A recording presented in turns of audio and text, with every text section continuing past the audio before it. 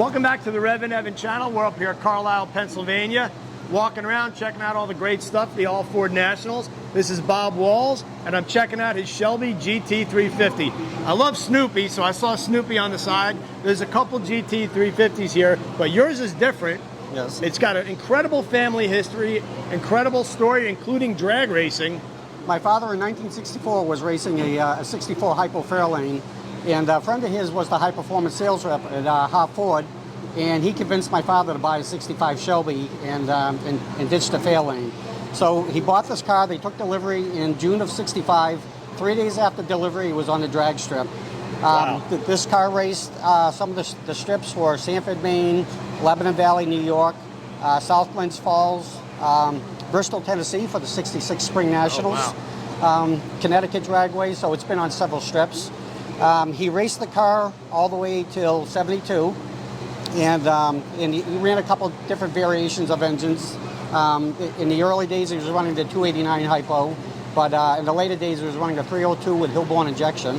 And at 72, the car was parked in the garage and sat for about 10 years. And one day, my mother says, do something with the car or get rid of it. So he decided to buff all the lettering off of the side, detune the engine. He drove it around for a couple of years locally to shows. Right. In 87, he decided to strip it down, bare metal, put it back to concours, and show the concours at the Shelby conventions. He was always the bridesmaid, never the bride. He never had a first place, but he had 2 second place concours and a third place. By the time he dropped the third place, he decided, all right, I'm just going to drive the car. And he continued to drive it until he passed away in 2010. The car was left to my brother and I, and as a tribute, we decided to letter it back up to the way it was in '66. So this is the 1966 livery paint job. In 1965, it was a bit different, and in the late '60s, he had a third rendition that had gold leaf lettering on it, and Oh, wow. and I'll show you some of that in the books. But some of the other setups, we didn't really have good pictures. We had a really good picture of this setup, so that's why we went with this. This is all hand painted. The only stickers are the winds, the Valvoline, the STP, and the drag news. Everything else is all hand painted. So tell me about the Snoopy theme. Well, a lot of people see Snooky, which was my father's nickname, and they think it has to do with Snoopy, but it really doesn't. My grandmother always called him Snooky. The Snoopy came from, my father had a gas station. The guys were sitting around trying to figure out what they wanted to call the car. And one of the guys was reading through the comic strip, and he said, let's call it Snoopy. And that's all it was. And so this would be D Sports Production?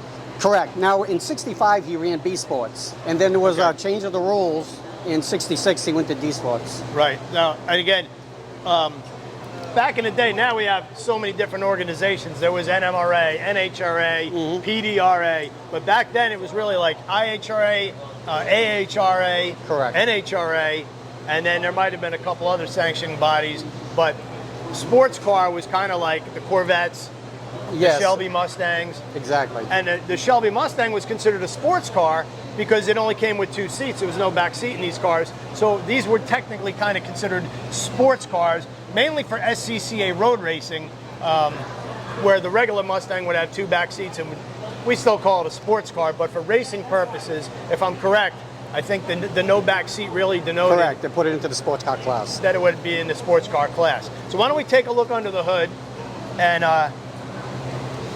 show you some of the touches that this thing has. So you said he raced it with the original 289 when the car was new, and you said 3 days old. He was already on the drag strip with it? Yes. That's incredible. So talk me through maybe like the timeline of engines that he ran. Okay, so initially when when he first started racing, he was running mid-13s. And then I'll show you through some of the pictures. That's when he started trying different tires, different jetting. They did things like they would take the water pump off, break every other impeller out. They would file down synchros on the transmission. Really? Yeah, so all those little things to get the, a little bit of an edge on somebody. Okay. And interesting enough, this car used to grudge match against the Ford drag car, which is number 062. And my father said, Gus Zeidemer, the driver, he says he was always just a little bit faster than me. And I knew they were doing something that they weren't sharing. Right. So he says at the end of the season, they said they were going to the 427 Cobra the following year. So Gus called my father down to the shop and he says, I got a gift for you. and he handed my father a cam, and he said, my father said, I tried that cam and it took a half a second off my time. So I was telling that story to Howard Pardee, and I told him the number of the cam, and he said, you know what cam that is? And I says, no. He said, that's the R model cam. Oh, wow. So he had the R model cam in it. You know, eventually he went to the 302, and as I mentioned, he had the Hillborn injection, and his best run was with the Hillborn. This is back to the 289 hypo. You know, it's the dome pistons have been removed. This motor was actually built by Cobra Automotive about 5 years ago. Okay. And we told them we want good horsepower, but we want to be able to run it up pump gas. So we're dynoed to 349 horse. So it's a little more than 306 would have been stock. Yes. Okay. So it's 349. Oh, and it dynoed at how much? Yeah, 349. Oh, so off the crank. That's peppy, right? Yeah. Oh, yeah. It's responsive, and it's fun to drive. And it still has like the tri-white headers on it. Yes. Still got the tri-white headers. Yeah. Everything else is still pretty much stock on this. Okay. What were some of the suspension mods that your dad would have done for drag racing? Because obviously these were themed for road racing, you know, from Shelby. Well, aside from like the 90-10 shocks and the slicks, at one time he actually rolled in the red quarters so he can get the bigger wheels in there. Oh, really? And so we had to have that repaired. Fortunately, he didn't go too crazy on that. You know, when he had the Hillborn injection, he used a Mustang hood. He made a makeshift hood with a higher scoop and everything, so everything fit. And he's always kept it a manual, because obviously, yes, it was always over manual. time, especially with drag racing, a lot of guys switched to an automatic over it because manual transmissions were tough to do back in the day. They broke a lot. Yeah, and you know, he always ran the aluminum T10. The only problem he ever had is he blew second gear one time. But he said he used to break axles all the time. He used to always go drag racing with extra axles because he'd twist them. Right.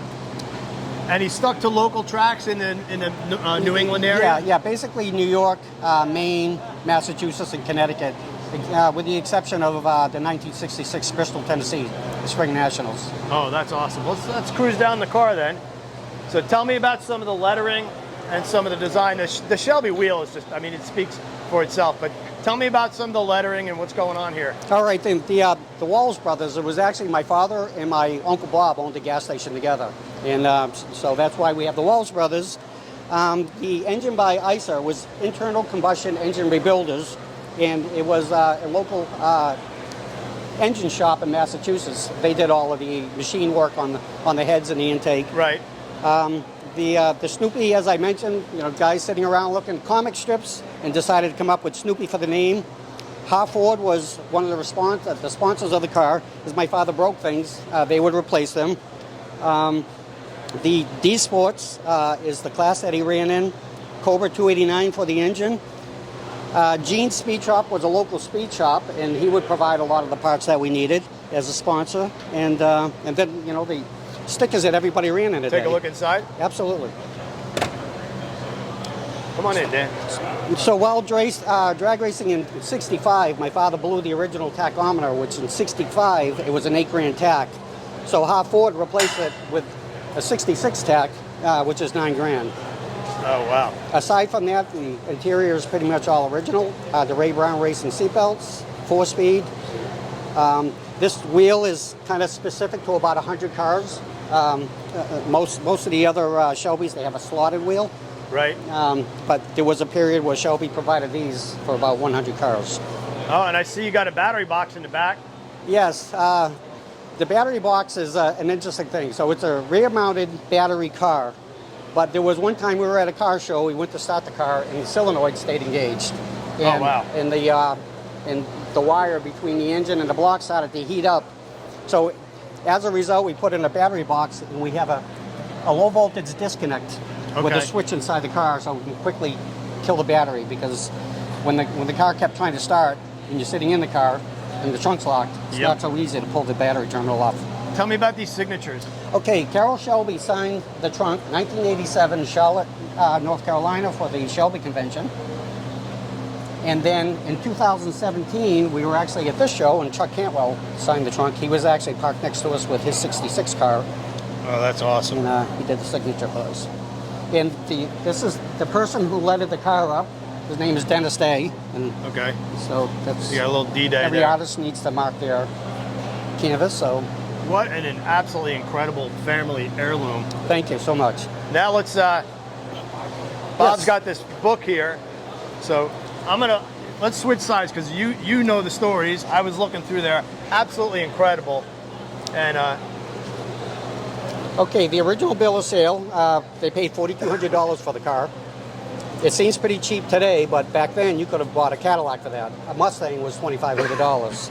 So, right, so you think about it being double, like if a Mustang GT is 50 grand, Yep. it's really the same as buying a Shelby today at almost 100 grand. absolutely, and my father had 5 kids at home, and we didn't have a lot of money, so it was surprising he spent that kind of money. This picture here on the top, this was 3 days after delivery, and it was taken in Sanford, Maine, which was one of his favorite tracks. This picture down here, somebody sent me this on Facebook. This was Lebanon Valley, also at 65. That's awesome. A track I've raced at. Yeah, this is a write-up from Drag News, you know, announcing some new cars that have shown up for the first time at that track. Here you can see this is 1965. They were running mid-13s on several runs, and this was also Drag News.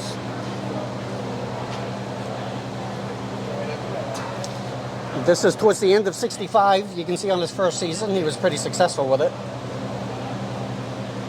He's got some different wheels on it for drag racing. Exactly. And you'll see through these different pictures, he was constantly changing things up. This was Connecticut Dragway. And you can see he was running the B Sports at the time. Right, which would have just been a lighter class, maybe? Yeah, yep. So this here was Orange, Mass, at a local airport. They used to do match racing and things like that. And at this track, this is where he often ran the Ford car. Okay. This picture here was South Glens Falls, New York, in upstate New York. So he raced quite often. Oh yeah, this picture here is interesting. So here he was running a 63 split window vat. And the person who took the pictures, these were his notes. And he told us, he says, I think that was Shirley Muldowney. So where we live in Massachusetts, the next town over is Steve Mignante, Barrett Jackson. And so Steve did an article on the car, so we told him, you know, the story we heard that it might be Shirley. Well, he knows Shirley very, very well. So he reached out to her and shared the pictures, and she said, yeah, I remember running those guys. So, wow. So through Steve, we verified that was Shirley Muldowney. Again, a South Glens Falls picture. Because she wasn't far away, so I think she was like Schenectady, New York. Yeah, she was up in like Albany, just west of Albany area. Now, this is the 1965 paint job. This is the first picture we have of the 1966 paint. So they relettered the car in the spring of '66. And this is in front of their mobile station that my father and my uncle owned together. This picture here, this is Bristol, Tennessee, the 1966 Spring Nationals. They made it to the runner-up. And this is the picture we actually used to have the car lettered up. That's awesome. So the guy did a fantastic job. And you can see he was carrying the wheels. That's incredible. And this was July 4th, 1966 in Drag News. He was finally down into the 12s. Wow. Look at some of these names. I know. All the gassers, the modified productions, and then you get down to stock Illuminator. Again, just some more Drag News.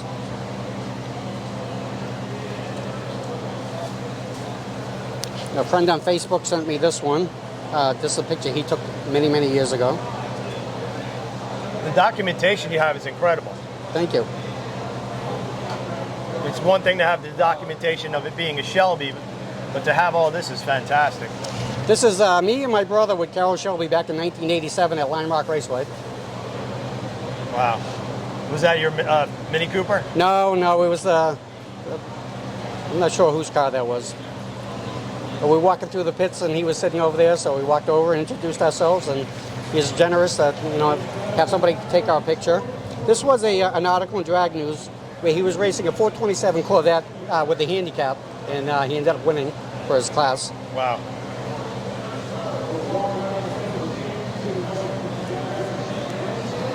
These are pictures with the, later on he had the gold leaf lettering, and this is the picture with the 302 with the Hillborn injection.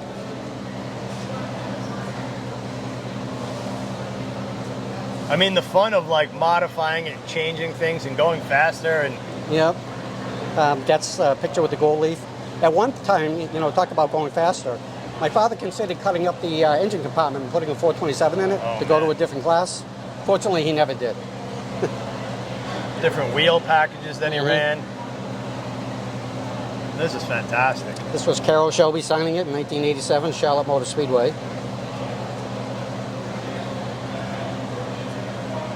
He was obviously smart enough to document everything, huh? Yeah, this was the Harford car, 062. So these two cars grudge matched a lot. I have 8mm video of the two cars running. Oh, wow. It's pretty grainy and not very good, but... And of course, all the vehicle specs. And yeah, this is just 289 Cobra. And then I'm sure you've seen a lot of these pictures. These are just a production. Yes. These are all over Facebook. Yep, the car is being built, production line. Yeah. So Carroll Shelby. that's amazing. And that's a list of some of the tracks he ran.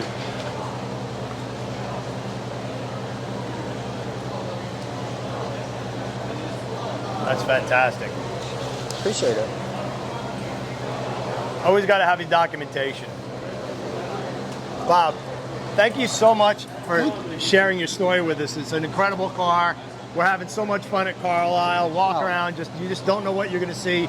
I love this event because you get the old, you get the new. The swap meet is like, I can just get lost in the swap meet, the signs and the different things you can find. And then all the special features this year, like the Ford GT, the Capri stuff that's over here. I hope you're having as much fun as I am. I am. It's awesome. And, you know, speaking to the people, that's the best part, because every car here is like a personality. It has a story behind it. And just hearing those stories, it's awesome. And being able to share it, that's great. That's cool. Thank you for being on the channel. Don't forget to subscribe, leave a comment, let us know what you want to see. And as always, have yourself a great day. Thank you.